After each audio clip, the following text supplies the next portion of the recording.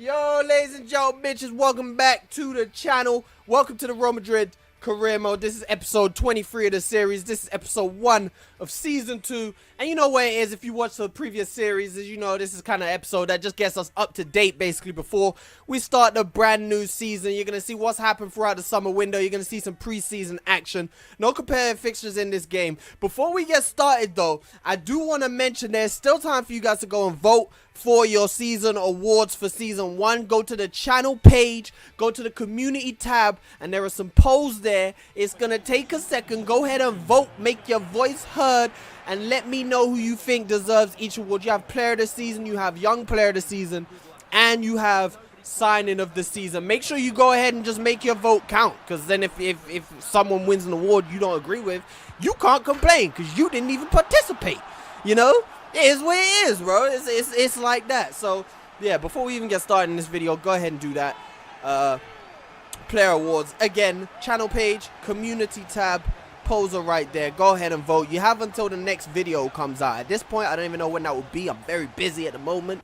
I'm trying, but, you know, hopefully it will be out within the next few days. But you see, preseason action, we got ourselves a nice 1-0 victory. We did take a quick look at the team wages. Obviously, if you're new to the save, we do have a wage cap, basically, where we have to keep our wage underneath 5 million at all times. We are not allowed. Honestly, I don't even have a punishment if we were to go over 5 million, but we're not going to. I'm just gonna make sure that we don't, essentially, is what it is. But we have a fair amount of space to work with for the season ahead. As Boya Myra, one of the many players that preseason is really the reason I do preseason most of the time is for players like Boya Myra, you know, players who have been out on loan, maybe players who just didn't get a lot of game time last season. This is their opportunity to come and impress and see if they can make something of their Real Madrid career. And Boya Myra came on. I don't think he started that game, and he actually did get the leveler against Tottenham Hotspur. It would have been devastating to lose to Tottenham Hotspur. Speaking of Tottenham Hotspur, they made a signing of Jason Denayer from Lyon, and we went ahead and we made a massive signing ourselves. Bernardo Silva, the Portuguese man, joins us from Manchester City. 83 million is the fee. Bernardo Silva, obviously Manchester City finished, I think, 5th or 6th in the Premier League the last season, in season 1, and obviously in real life at least, Bernardo Silva is rumored to be wanting to leave Manchester City. So it's a nice deal for us. 83 million. Bernardo Silva is a player I'm a massive fan of. Not a player who, another one of the players, I feel like I say this a lot, but another one of the players that is just potentially one of the most underappreciated players on the planet, right? Like he seems to have these odd periods. Like right now, he's on really, well, I say really good form. He's always on good form, right? But right now, he's going through this period where everyone seems to be showing him love, and Guardiola's saying he's the best player in the league and that. But then, give it a week or so, everyone's gonna stop talking about him, and his performances never dip, right? Like Bernardo Silva is like, not only does he have the quality in every aspect in the class, but he has the work rate. He has the consistency where he performs every time, and I'm happy to have Bernardo Silva. He could play, and signing Bernardo Silva almost kind of as, like, I see him as potentially a Modric type replacement. Like I could see him playing in that center mid and playing a similar role to what Modric plays for us. Obviously Modric still with us after signing an extension last season. But yeah, even potentially playing that role, Bernardo Silva can do it all at the highest level. I'm very happy to have Bernardo Silva join us. And we did have a player leave us, which was Nacho Fernandez, who actually went out on a permanent deal to Napoli. And I just kind of you know, I didn't have a problem with him, but I just didn't really want to stand in his way. A good deal for him to go to Napoli. You know, didn't really need him per se. And Antoine Griezmann going over to Manchester City, joining the Citizens. It's all going on in the transfer window right here. It's Belgium versus Ukraine in the World Cup finals. Ukraine done a madness, shocked the world. Shout out to Ukraine making it to the World Cup finals right there. 78 million. Pau Torres left Villarreal to join Sevilla, who obviously had their massive push for the La Liga title last season. So Sevilla obviously going to come back and try and mount another title push. A big deal crossed the line for them right there, signing Pau Torres. And 1-1 draw against Arsenal. I actually didn't have the footage for that game, and I ended up simulating the end of it by accident. So yeah, all you get to see is a 1-1 scoreline. Zaha actually went to Inter Milan. Big deal for Wilfried Zaha right there. I told you it was all kicking off in the transfer window. Obviously, we're trying to focus mostly on what's going on in the Spanish league as much as we can. As Piaka signs for Granada right there. Tottenham again involved in some action. Another centre back joining them as Tapsoba goes over to North London, the weaker side of North London, of course. Bayern Munich signs Stefan de Vrij from Inter Milan, and we snapped up a beautiful free transfer. I don't know what happened here, but Matteo Gonda, obviously in real life, he's pretty much gone to Marseille, right? He's got an option to buy, which I'm actually kind of heartbroken. I can't lie, because Guendouzi, that boy good, bro. And I can't lie, when we got Sambi and I started seeing Sambi play, I was kind of like, who cares about Guendouzi, right? Because honestly, Sambi is better than Guendouzi. Sambi's a problem. Sambi is that boy good, right? But now I'm looking at it, especially watching Guendouzi play for Marseille, and he's improved a lot, even since going to Marseille. And then it's like, damn, imagine if we had Sambi and Guendouzi in the middle. It's like, damn, that's a good future. But obviously, that's not really going to happen. Guendouzi's... It's a shame that that boy wouldn't just apologize, bro. Cause yeah, it would have been good to have Sambi and Guendouzi in the middle, man. That's a midfield set for the future until they both leave and go Man City, cause we're shit. But yeah, we snapped up Guendouzi on a free transfer. Still young, still I think 22 years old, maybe 23. I'm sure Guendouzi has good potential because the boy got good potential, right?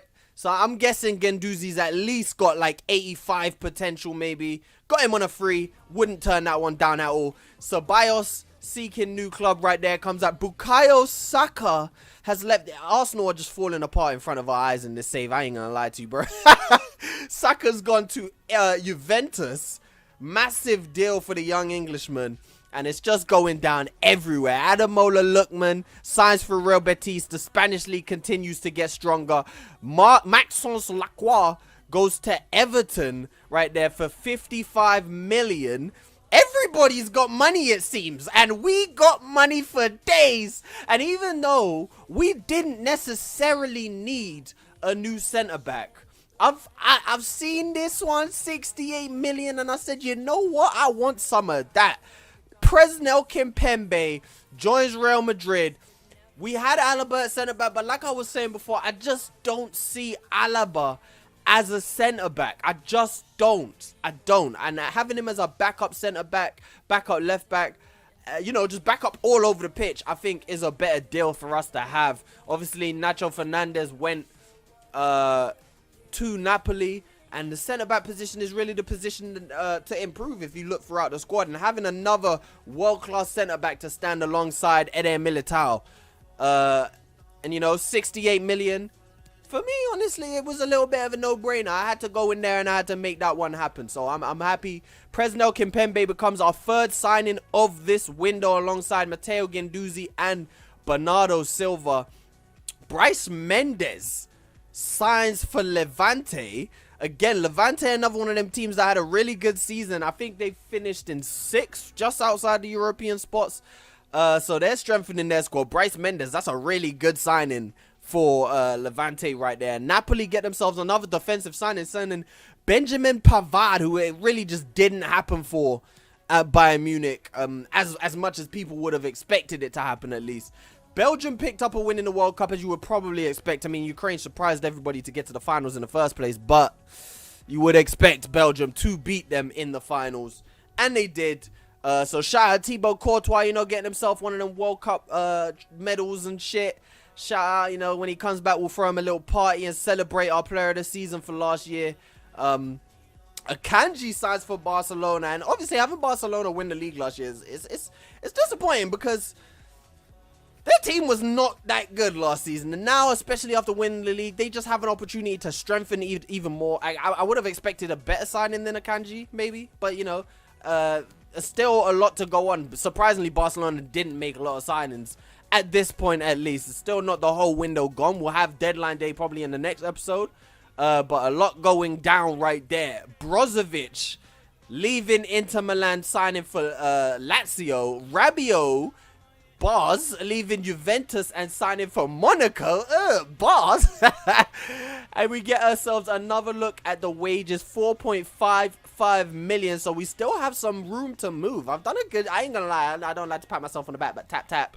Done a pretty good job of with contracts and getting players to take pay cuts and stuff, and even signing players on lower wages than maybe you would expect them to be on. So pretty satisfied with how it's gone, but that is going to be it for today's episode. A real short one. You know, the first one of the series, first one of the season is usually going to be like this. A little bit of preseason action and a lot of transfer stuff. This is basically, you can consider this just, this is just the summer window. This is that time after the Premier League ends when you're sitting around, you know, the sun's out. You might be at home playing games, but in the back of your mind, you're thinking, damn, I miss football, right? It's that time, you know, you're reading rumors every 10 minutes on Twitter. That's what this is. You get to see the summer window. Everybody's come out. Everybody's gone hard. Everybody's doing their thing. And we're trying to make sure we've signed the players that are going to help us win the La Liga title next season. We got Kimpembe in. We got Bernardo Silva in. And we got Matteo Guendouzi in on a free. There's still a lot of work to be done, to be honest. I was saying, I see a big turnover of the squad in this window. Because obviously we had a lot of players whose contract is up. Gareth Bale has left us. Marcelo has left us. Isco has left us. You know, a lot of players have gone out the door. And there are still some other players that maybe, you know, who knows, their career right here is up in the air. So, you know, we had a lot of stuff, a lot of wages to get off the bill. And we've done that now with players like Bale, like I said.